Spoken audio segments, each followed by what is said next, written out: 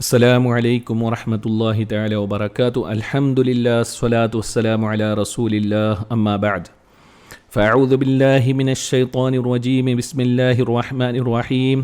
یا ایہا الذین آمنوا لا تأکلوا اموالکم بینکم بالباطل الا ان تکون تجارۃ عن تراض منکم ولا تقتلوا انفسکم ان اللہ کان بکم رحیما۔ صدق اللہ العظیم۔ صلی اللہ علی النبی الأمی وآلہ صلی اللہ علیہ وسلم، صلاۃ و سلام علیک یا رسول اللہ صلی اللہ تعالی علیہ وسلم۔ معزز سامعین، آج انشاءاللہ تبارک و تعالی سورہ نساء کی آیہ نمبر 29 سے شروع کریں گے۔ اللہ تعالی فرماتا ہے، یا ایہا الذین آمنوا، اے ایمان والو، لا تأکلوا اموالکم بینکم بالباطل، آپس میں ایک دوسرے کے مال ناحق نہ کھاؤ، الا ان تکون تجارۃ عن تراض منکم، مگر یہ کہ کوئی سودا تمہاری باہمی رضامندی کا ہو، ولا تقتلوا انفسکم، اور اپنی جانیں قتل نہ کرو، ان اللہ کان بکم رحیما، بے شک اللہ تم پر مہربان ہے۔ اس آیت کریمہ میں باطل طریقے سے مال حاصل کرنے کو، کھانے کو منع کیا گیا ہے، یعنی ہر وہ مال جس کو شریعت نے حرام قرار دیا وہ باطل ہے۔ مثال کے طور پر سود ہے، انٹرسٹ، چوری، اس کے علاوہ جوا، گیمبلنگ، اس کے ذریعے حاصل کیا ہوا مال، یا کہ خیانت کر کے، یا یہ کہ غصب کر کے کسی کے مال کو ہڑپ کر حاصل کیا ہو، یا ناچ گانے بجانے سے جو اجرت، جو مال حاصل ہوا وہ مال، یہ سارے طریقے جو ہے حرام ہیں، اور چونکہ طریقہ حرام ہے اس سے جو حاصل شدہ مال ہے وہ بھی حرام ہے۔ اور اتنا ہی نہیں، بلکہ اگر کوئی ناجائز کام پر خرچ کرتا ہے تو خرچ کرنا بھی حرام ہے۔ یہ سارے طریقے اس میں داخل ہے۔ اس کے علاوہ آدمی رشوت، برائب جو لیتا ہے، دینا لینا، یہ دونوں حرام۔ اور اس کے علاوہ مال کے خرید و فروخت، مال میں ملاوٹ کرنا، اور قرض دبا لینا، ڈاکہ زنی کرنا، اور کسی پر دباؤ ڈال کے، ڈرا کے، دھمکا کے اس سے مال حاصل کرنا، یہ ساری چیزیں حرام ہیں۔ لوگ الا ماشاء اللہ یہ سوچتے ہیں کہ مال تو مال ہے، کسی طریقے سے زندگی گزر جائے گی، اور ہم ڈیپینڈ بھی اسی پر ہیں، تو کسی طریقے سے جو بھی ملے لے لو۔ لیکن ان کی نظر آخرت پر نہیں ہوتی۔ اللہ و رسول نے اس حرام مال کے تعلق سے جو وعیدیں بیان فرمائی، اور اس تعلق سے جو عذاب کو بیان فرمایا، اس کی طرف ان کی نظر نہیں ہوتی۔ آپ دیکھیں کہ حرام ذریعے جو مال کماتا ہے، اس کے تعلق سے رسول اکرم صلی اللہ تعالی علیہ وسلم کیا فرماتے ہیں کہ مسند امام احمد کی حدیث ہے، سرکار دو عالم صلی اللہ تعالی علیہ وسلم ارشاد فرماتے ہیں کہ جو بندہ حرام مال حاصل کرتا ہے اور پھر اس مال کے ذریعے صدقہ کرتا ہے، تو وہ صدقہ کرنا رب کی بارگاہ میں مقبول نہیں، اور اس حرام مال کے ذریعے خرچ کرتا ہے، اس میں برکت بھی نہیں، اور اگر اپنے بعد چھوڑ کر وہ مرے گا تو وہ جہنم میں جانے کا سامان کر کے مرے گا۔ اور پھر آگے سرکار صلی اللہ علیہ وسلم ارشاد فرماتے ہیں، اللہ تعالیٰ برائی سے برائی کو نہیں مٹاتا، ہاں نیکی سے برائی کو مٹا دیتا ہے، بے شک خبیث کو خبیث نہیں مٹاتا۔ یعنی جو لاسٹ پارٹ ہے کہ اللہ تعالیٰ برائی سے برائی کو نہیں مٹاتا، اس کو یوں سمجھے کہ آدمی نیکی کرتا ہے، اس نیکی کے ذریعے اللہ تبارک و تعالیٰ برائیوں کو، گناہوں کو مٹا دیتا ہے، برائیوں کو مٹا دیتا ہے۔ لیکن بندہ برائی کرے اور یہ چاہے کہ اس کے ذریعے میری دوسری برائی مٹ جائے، تو یہ وہ نہیں سکتا کہ حرام مال حاصل کیا ہے، اس کے ذریعے صدقہ کیا ہے، تو وہ صدقہ قابل قبول نہیں ہے۔ اور اس سے بھی بڑھ کر جو آخرت کا معاملہ ہے، سرکار صلی اللہ علیہ وسلم نے یہاں تک فرما دیا، کنز العمال کی حدیث ہے کہ اللہ تعالیٰ نے اس جسم پر جنت کو حرام کر دیا ہے جو حرام غذا سے پلا بڑھا ہوا۔ اللہ اکبر۔ آپ سوچیں کہ دنیا میں کسی طریقے سے بندہ کما لیتا ہے اور دنیا میں آنے کا مقصد وہ سمجھتا نہیں، آخرت کی طرف وہ نہیں دیکھتا کہ ایک دن ہمیشگی کی طرف جانا ہے، وہاں ہمارا کیا ہوگا۔ اگر اس کی طرف نظر ہو تو یقیناً وہ حرام سے بچے گا۔ اور ہماری شکایتیں یہ ہوتی ہے کہ ہم نماز بھی پڑھتے ہیں، روزہ رکھتے ہیں، زکوٰۃ دیتے ہیں، سب کچھ کرتے ہیں، مصیبت میں ہیں، پریشان ہیں، ہماری دعائیں قبول کیوں نہیں ہوتی؟ تو سرکار دو عالم صلی اللہ تعالی علیہ وسلم نے اس کا جواب عنایت فرمایا۔ حضرت سعد بن ابی وقاص رضی اللہ تعالیٰ عنہ سے ارشاد فرمایا، اے سعد، اپنی غذا کو پاک کر لو، مستجاب الدعوات ہوں گے۔ یعنی غذا حلال ہو تو تم دعا کرو گے تو اللہ تبارک و تعالیٰ تمہاری دعا کو قبول فرمائے گا۔ پھر سرکار فرماتے، اس ذات کی قسم جس کے قبضے قدرت میں محمد کی جان ہے، بندہ حرام لقمہ اپنے پیٹ میں ڈالتا ہے تو اس کے 40 دن کے عمل قبول نہیں ہوتے، اور جس بندے کا گوشت حرام سے پرورش پائی ہو اس کے لیے آگ زیادہ بہتر ہے۔ اب آپ سوچیں، اس حدیث میں ہم کو جواب مل گیا کہ ہماری دعائیں قبول کیوں نہیں ہوتی۔ اس کی اصل وجہ یہ ہے کہ ہماری غذا، ہم نے جو کمایا کھایا وہ حرام ہے، تو دعائیں کیسے قبول ہوں گی؟ اور سرکار نے سوالیہ انداز میں اس کا جواب بھی ارشاد فرمایا کہ مسلم شریف کی حدیث میں ہے کہ ایک شخص لانگ ڈسٹنس پر سفر کرتا ہے، ٹریول کرتا ہے، اس کے ٹریولنگ کی وجہ سے اس کے بال جو ہے پراگندہ ہو گئے، اور ڈسٹ کی وجہ سے جو ہے پورا غبار آلود اس کے کپڑے ہیں، اور پھر جو ہے پریشان ہو کر جو ہے آسمان کی طرف وہ ہاتھ اٹھاتا ہے اور رب کی بارگاہ میں دعا کرتا ہے، یا رب یا رب یا رب پکار رہا ہے۔ حالانکہ سرکار فرماتے حالانکہ اس کا کھانا حرام، پینا حرام، لباس حرام، غذا حرام۔ پھر سرکار پوچھتے ہیں کہ پھر اس کی دعا قبول کیسے ہوگی؟ اب آپ سوچیں کہ ہم دعا یا رب یا رب یا رب پکارتے ہیں رب کو، لیکن ہمارا کھانا پینا لباس سب کچھ حرام سے ہے، تو ہماری دعائیں کیسے قبول ہوگی؟ تو ہمیں چاہیے کہ فکر آخرت کو اپنائیں، اپنی غذا کی طرف توجہ دیں، اپنی کمائی کی طرف توجہ دیں، کہیں ایسا تو نہیں وہ کہ حرام ذریعے حاصل ہو رہا ہو۔ اللہ تبارک و تعالی ہمیں حرام کمانے، حرام کھانے سے بچائے، حلال رزق اللہ تبارک و تعالی ہم سب کو عطا فرمائے۔ آیت کریمہ کا ایک ٹکڑا، الا ان تکون تجارتا ان تراد منکم، مگر یہ کہ تمہاری باہمی رضامندی سے جو تجارت ہو۔ کسی بھی تجارت میں دو شخص ہوتے ہیں، ایک طرف سیل کرنے والا ہوتا ہے، دوسری طرف بائی کرنے والا ہوتا ہے۔ اب سیل کرنے والا حقیقتاً وہی مال سیل کرے گا جو اس کا اپنا مال ہے، تو ظاہر سی بات ہے کہ اب اس کے لیے بیچنا یہ حلال ہے۔ لیکن مال چوری کا ہے اور غصب کا ہے اور زبردستی جو ہے لوٹا ہوا مال ہے، اب وہ بیچنا چاہتا ہے تو یقیناً یہ مال اس کا ہے ہی نہیں، اس کا مالک کوئی اور ہے، تو اب جو ہے باہمی رضامندی ہوئی نہیں مالک کی۔ تو جو رضامندی کی بات ہو رہی ہے وہ مالک کی رضامندی، اور جو خرید رہا ہے اس کی رضامندی کی بات ہو رہی ہے۔ جو بیچ میں جو ہے غصب کا مال آ گیا تو یہ جو ہے اصل مالک کے رضامندی کے بغیر یہ خرید و فروخت یہ مال ہو رہا ہے، تو جو ہے یہ حرام ہے۔ یہی بات یہاں بتائی جا رہی ہے۔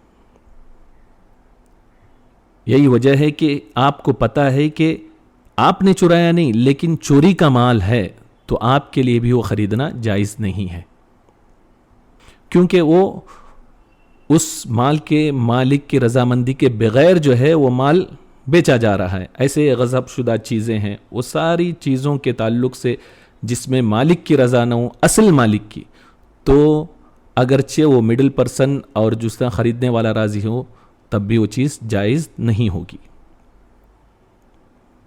تو اس ٹکڑے میں الا ان تکون تجارتن، تجارت بزنس کی بات آ گئی.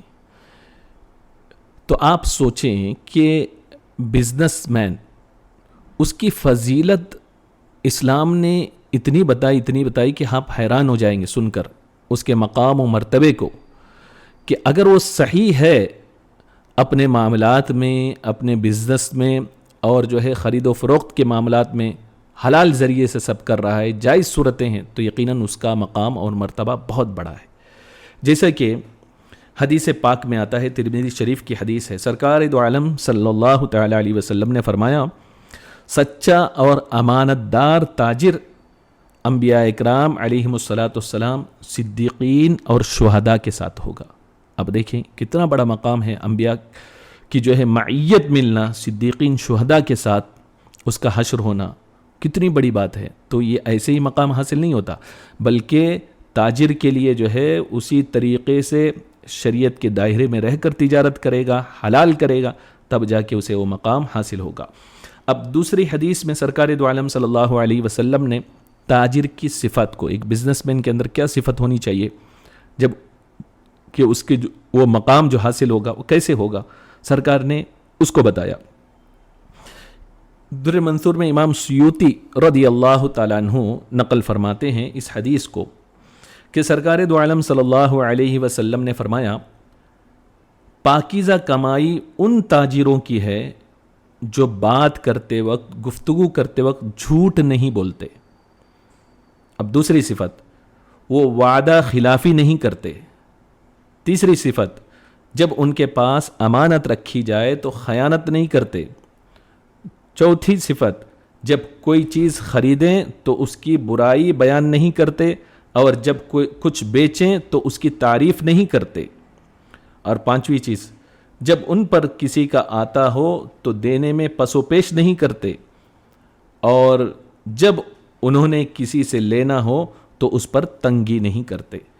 سرکار دو عالم صلی اللہ علیہ وسلم نے اہم ایک تاجر کی جو صفات ہونی چاہیے اس کو بیان فرما دیا. اس میں اہم بات کیا ہے تجارت کے لیے اور ایک بزنس مین کے لیے بہت بڑا امتحان ہوتا ہے کہ جھوٹ سے بچنا اور خیانت نہ کرنا، وعدہ خلافی نہ کرنا، یہ بہت اہم بات ہوتی ہے. اگر بندہ ان ساری چیزوں سے بچے اور نیک صفات کو اپنائے تجارت میں، تو یقیناً اس کا حشر، جیسے کہ سرکار نے فرمایا، انبیاء اکرام علیہم الصلاۃ والسلام کے ساتھ، صدیقین کے ساتھ، شہداء کے ساتھ اس کا حشر ہوگا. بخاری شریف میں ایک حدیث ہے کہ ایک تاجر اللہ کی بارگاہ میں حاضر ہوگا اور اس کے نام اعمال میں بالکل نیکیاں نہیں ہوں گی، مگر اس کے پاس ایک خاص عمل ہوگا کہ وہ کاروبار میں دوسروں کے لیے آسانی فراہم کرتا رہا اور اپنی زندگی میں دوسروں کو قرض دیتا رہا، پھر تنگ دستوں کا قرض معاف کرتا رہا اور خوشحال لوگوں کے لیے بھی نرمی کا معاملہ کرتا رہا. جب اللہ کے سامنے اس کے اس عمل کا ذکر ہوگا تو اللہ تبارک و تعالیٰ کی رحمت جوش میں آئے گی اور اللہ تعالیٰ اس کی مغفرت فرما دے گا. آپ دیکھیں کہ نام اعمال میں کوئی نیکی نہیں، صرف نیکی کیا ہے، جو بزنس کے تعلق سے جو ڈیل اس کی ہوتی تھی اس میں نرمی کرتا تھا اور دوسرے جو پریشان حال ہیں ان کے ساتھ نرمی کرتا تھا اور لین دین میں اس کی نرمی ہوتی تھی. تو اس وجہ سے اللہ تبارک و تعالیٰ نے اس کی مغفرت فرما دی. تو بندہ مومن کو چاہیے جو تاجر ہو تو وہ امانت داری اور راست بازی کے ساتھ کام لے اور اپنی تجارت کو حلال کے ذریعے وہ آگے بڑھانے کی کوشش کرے. اللہ تعالیٰ سب کو توفیق عطا فرمائے. اب اس آیت کریمہ کا آخری پارٹ، وَلَا تَقْتُلُوا أَنفُسَكُمْ، اور اپنی جانوں کو قتل نہ کرو. یعنی یہ بات بتائی جا رہی ہے کہ خودکشی نہ کرو. بندہ دنیا کے معاملات سے تنگ آ جاتا ہے، ڈپریشن میں چلا جاتا ہے اور اس بڑے قدم کو اٹھانے پر مجبور ہوتا ہے، لیکن وہ انجام کے تعلق سے نہیں سوچتا. وہ یہ سوچتا ہے کہ دنیا سے کسی طریقے سے چھٹی مل جائے. اگر وہ یہ سوچے کہ دنیا سے تو چھٹی مل جائے گی لیکن آخرت میں کیا ہوگا، تو یقیناً وہ خودکشی سے باز رہے گا. حدیث پاک میں آتا ہے کہ رسول اکرم صلی اللہ تعالی علیہ وسلم نے فرمایا، جس نے اپنا گلا گھونٹا تو وہ جہنم کی آگ میں اپنا گلا گھونٹتا ہی رہے گا، اور جس نے خود کو نیزہ مارا وہ جہنم کی آگ میں خود کو نیزہ مارتا رہے گا۔ بخاری شریف کی حدیث ہے۔ اور دوسری حدیث میں سرکار صلی اللہ علیہ وسلم نے ارشاد فرمایا، یہ بھی بخاری کی ہے، جو پہاڑ سے گر کر خودکشی کرے گا وہ دوزخ کی آگ میں ہمیشہ گرتا رہے گا، اور جو شخص زہر کھا کر خودکشی کرے گا وہ جہنم کی آگ میں ہمیشہ زہر کھاتا رہے گا، اور جس نے لوہے کے ہتھیار سے خودکشی کی تو دوزخ کی آگ میں وہ ہتھیار اس کے ہاتھ میں ہوگا اور اس سے اپنے آپ کو ہمیشہ زخمی کرتا رہے گا۔ اب آپ سوچیں کہ کتنی بڑی بات ہے، دنیا سے تنگ آ کر وہ دنیا سے اپنے آپ کو چھڑانا چاہتا ہے، لیکن یہ نہیں سوچتا کہ آخرت میں اس کا کیا ہوگا۔ ہمیشہ رہنا ہے، اور وہاں جو ہے ہلکی سی عذاب بھی بندہ برداشت نہیں کر سکتا، اور ہمیشہ جہنم میں اس طریقے سے اپنے آپ کو جس طریقے سے وہ مرا اس طریقے سے معاملات ہوتا رہے تو ایک تھوڑے عرصے کے لیے بھی وہ برداشت نہیں کر سکتا۔ لہذا دنیاوی زندگی کو صرف نہ دیکھیں بلکہ آخرت کو بھی سوچیں۔ اگر کوئی اللہ نہ کرے پریشانی آتی ہے، پریشانی آئے یا مصیبت آئے کوئی بھی، تو اللہ کی طرف رجوع کریں۔ یقیناً دنیا میں اس کا کوئی نہ ہو، اللہ کو پکارے تو یقیناً اللہ تبارک و تعالیٰ کارساز ہے، اس کے لیے کوئی نہ کوئی راستہ ضرور رب تبارک و تعالیٰ پیدا فرمائے گا، اس لیے کہ ایک بندے کو اللہ تبارک و تعالیٰ ماں سے 100 گنا زیادہ محبت فرماتا ہے بندے سے۔ تو لہذا بندے کو چاہیے کہ رب کی طرف رجوع کرے تو اللہ تبارک و تعالیٰ اس کے لیے کوئی نہ کوئی راستہ سبیل پیدا فرما دے گا۔ آیا نمبر 30 میں اللہ تبارک و تعالیٰ فرماتا ہے وَمَن يَفْعَلْ ذَلِكَ عُدْوَانًا وَظُلْمًا فَسَوْفَ نُصْلِيهِ نَارًا، اور جو ظلم و زیادتی سے ایسا کرے گا تو عنقریب ہم اسے آگ میں داخل کریں گے۔ وَكَانَ ذَلِكَ عَلَى اللَّهِ يَسِيرًا، اور یہ اللہ کو آسان ہے۔ چونکہ پیچھے جو ہے آیت میں خودکشی کی بات آئی، ایک طریقے سے قتل کرنا، یہ قتل کرنا یا خود کو اپنے آپ کو قتل کرنا یا دوسرے کو قتل کرنا کب حرام ہے؟